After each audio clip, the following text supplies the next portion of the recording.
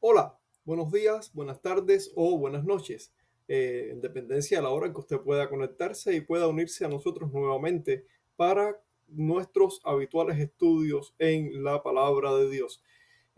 Ya se acerca el mes de diciembre y como es común propio de esta época, pues hay una celebración que se realiza entre los creyentes, entre los cristianos en la iglesia cristiana en general, y es el tema de la Navidad. Este es un tema que ha sido y sigue siendo muy discutido por muchos.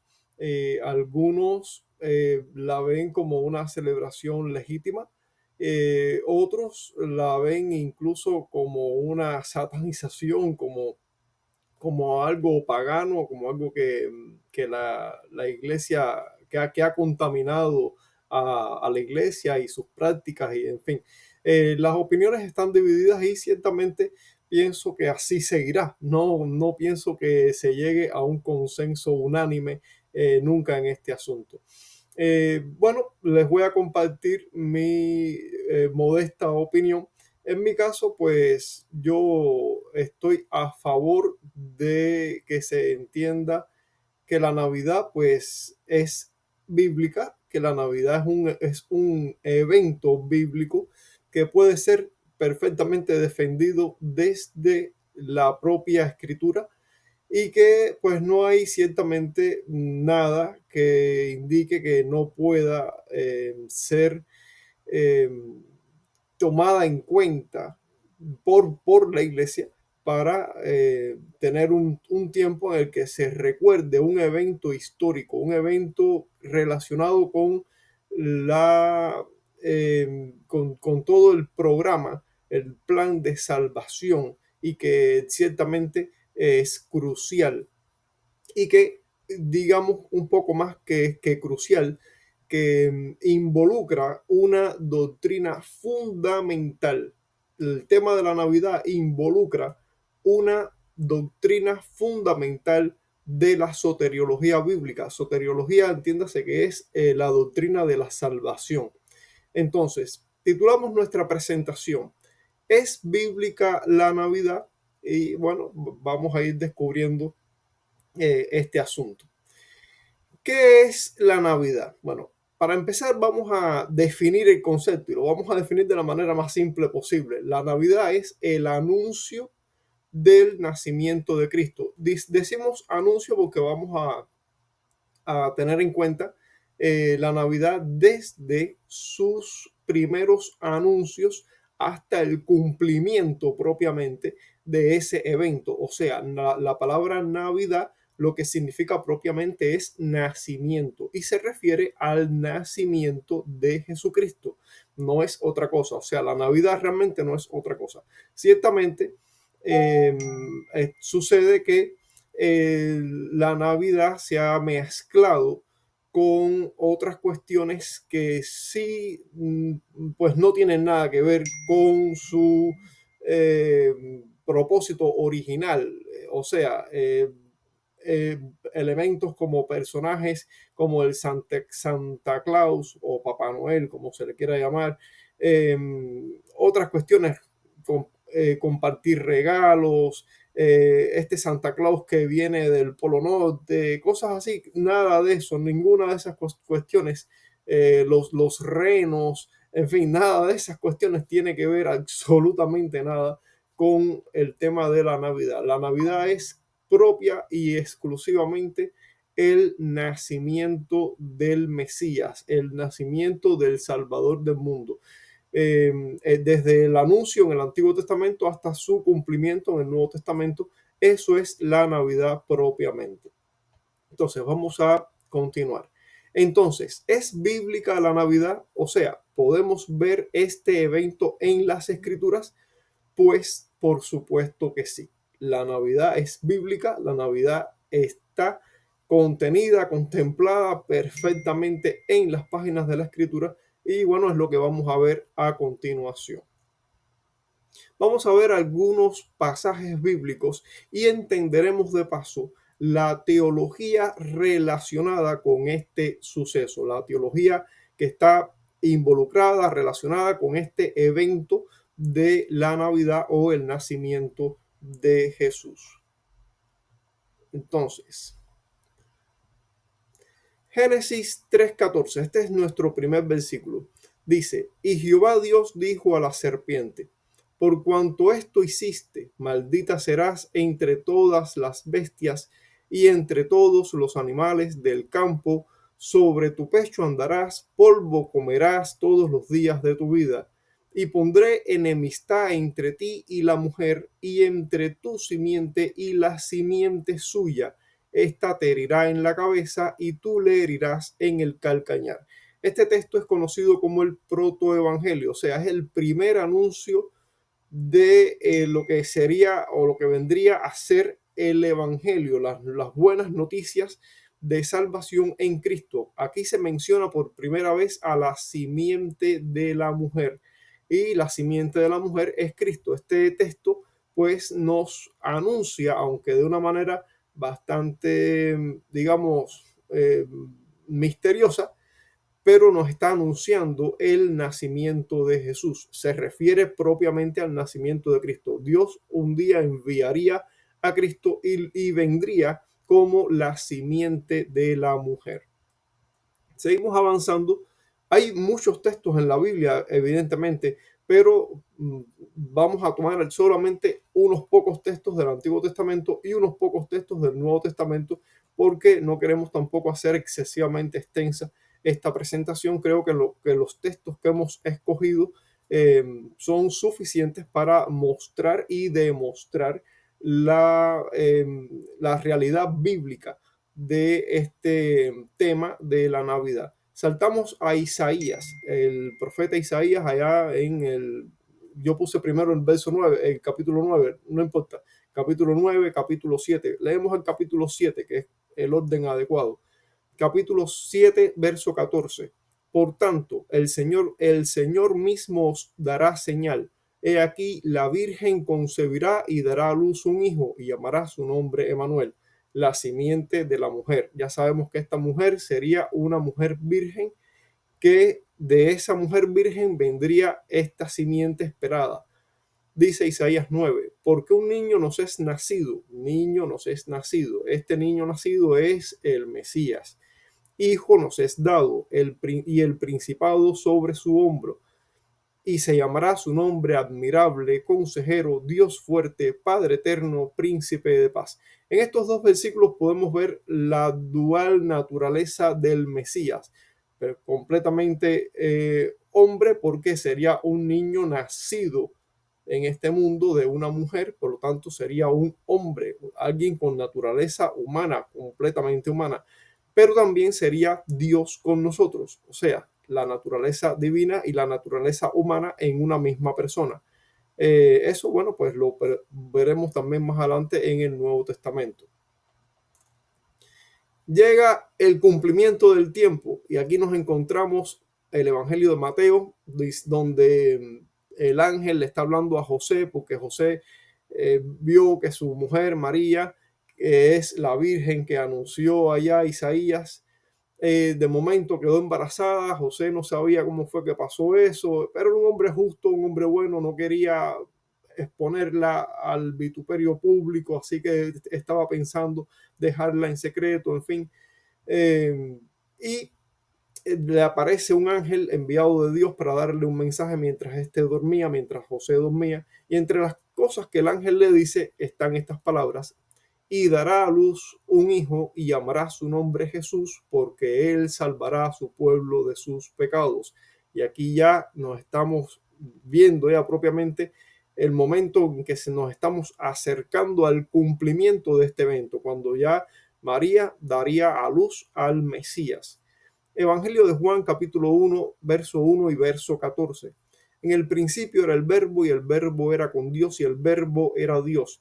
Y aquel verbo fue hecho carne y habitó entre nosotros, y vimos su gloria, gloria como del unigénito del Padre, lleno de gracia y de verdad. Estos versículos pues nos mencionan a Jesús, que se refiere aquí como el verbo, quien era Dios desde antes de la creación del mundo, y que ese verbo pues tomó carne humana, tomó nuestra naturaleza humana en carne, se encarnó, o sea, tomó un lugar entre nosotros, entre los hombres, pero en él, a pesar de su humanidad, vimos su gloria, gloria como del unigénito del Padre, lleno de gracia y de verdad. O sea, este no era un hombre común, este no era un hombre como todos los hombres, este era un hombre distinto de todos los hombres. Era un hombre en quien la gloria de Dios se reflejaba, se mostraba, en fin, Dios con nosotros.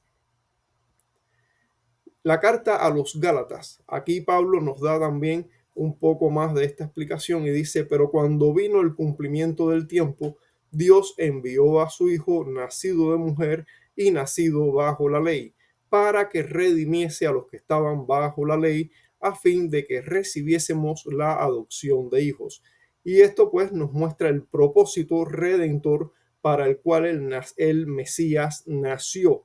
Y de esto es de lo que trata la Navidad, el nacimiento de Cristo, quien vino a redimir a los que estábamos sometidos bajo la maldición de la ley. Así, todos los que confían en Cristo, todos los que depositan una fe salvífica en Cristo, en el Cristo que vino a nacer y que nació para redimir a los pecadores, pues reciben la redención, el perdón de los pecados y la adopción de hijos. Filipenses capítulo 2 versos 5, 6 y 7. Haya pues en vosotros este sentir que hubo también en Cristo Jesús, el cual siendo en forma de Dios, no estimó el ser igual a Dios como cosa que aferrarse, sino que se despojó a sí mismo tomando forma de siervo, hecho semejante a los hombres. Cristo igual a Dios, Cristo igual, o sea, Dios con nosotros, pero dice que se despojó tomando forma de siervo, o sea, la encarnación, el nacimiento, cuando Cristo nace en este mundo, nace como hombre por el misterio de la encarnación, Dios encarnándose en la persona de Cristo. Eso es la Navidad propiamente, de eso trata la Navidad. Lo mismo que vimos en el Evangelio de Juan, capítulo 1, verso 1 y verso 14, cuando dice que aquel verbo fue hecho carne, la encarnación de Cristo. Esa es la Navidad. En el nacimiento de Cristo, Dios se encarnó y se hizo presente en medio de nosotros como uno más de nosotros, pero dice semejante. Dice que es igual a Dios y semejante a los hombres. Semejante porque era 100% hombre, pero sin la naturaleza pecaminosa. O sea, sin la herencia del pecado de la caída de Adán, sino un hombre 100% perfecto como lo era Adán antes de la caída. En ese sentido era semejante a nosotros porque nosotros todos somos pecadores. Cristo fue un hombre igual que nosotros, pero sin pecado. En ese sentido fue igual en el sentido de ser plenamente humano, pero semejante en el sentido de que era un humano sin pecado, a diferencia de nosotros, pero 100% igual a Dios.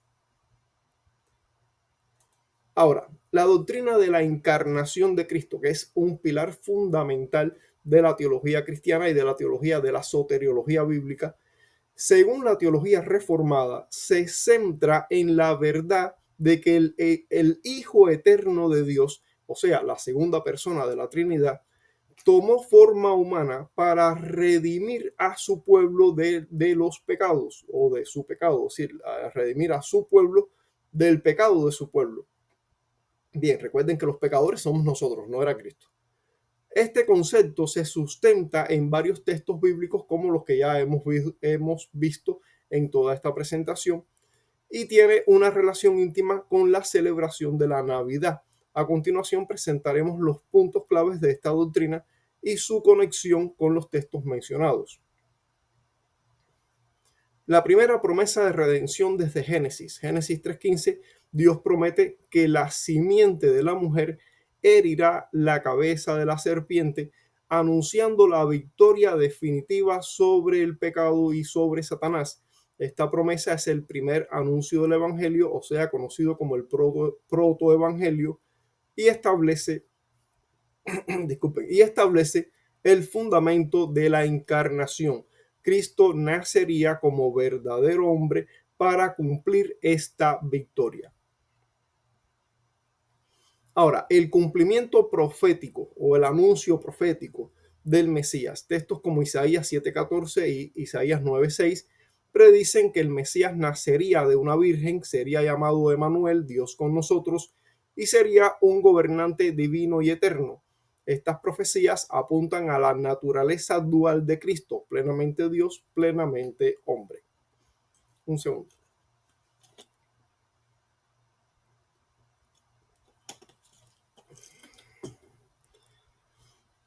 Bien, continuamos.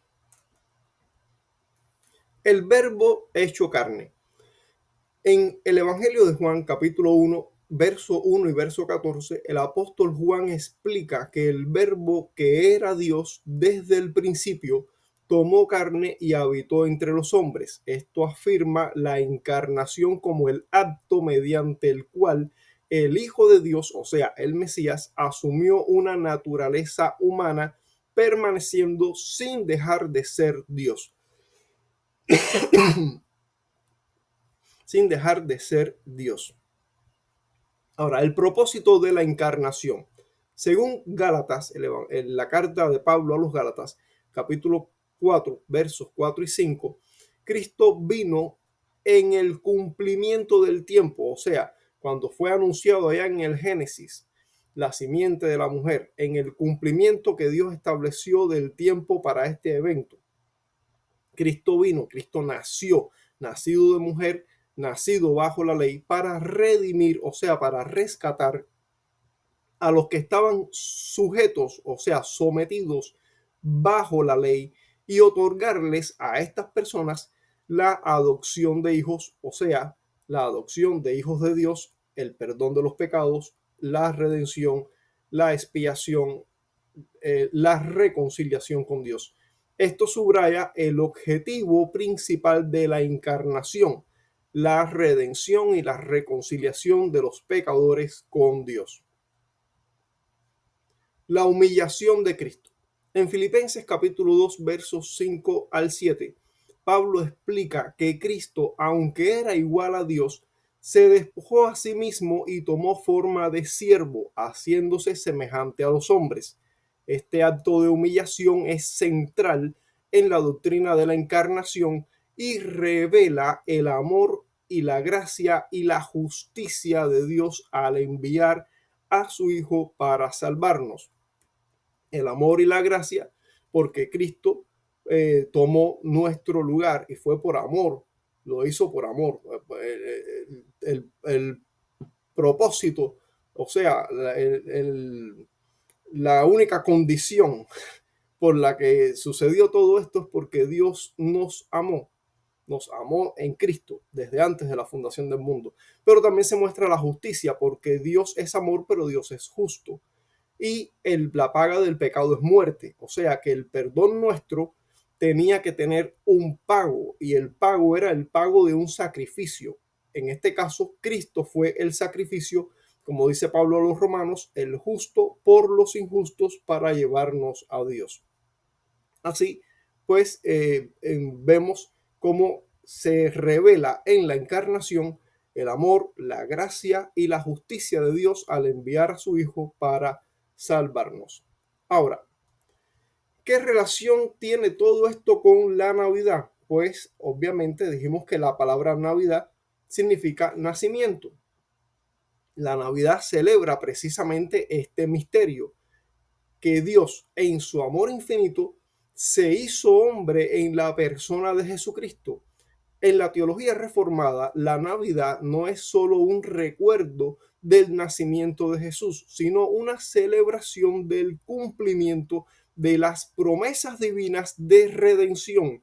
Jesucristo nació para salvar a su pueblo de sus pecados, como vimos en Mateo 1:21, y cumplir así el plan eterno de salvación. La encarnación es, por tanto, el corazón de la Navidad. La encarnación, la doctrina de la encarnación es, por lo tanto, el corazón mismo de la Navidad. A través de ella, o sea, a través de la encarnación, que es el corazón de la Navidad, Dios se hizo cercano a nosotros, trayendo luz, esperanza y reconciliación al mundo.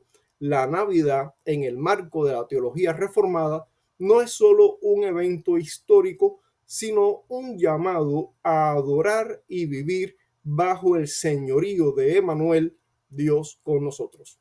Dios les bendiga, gracia y paz.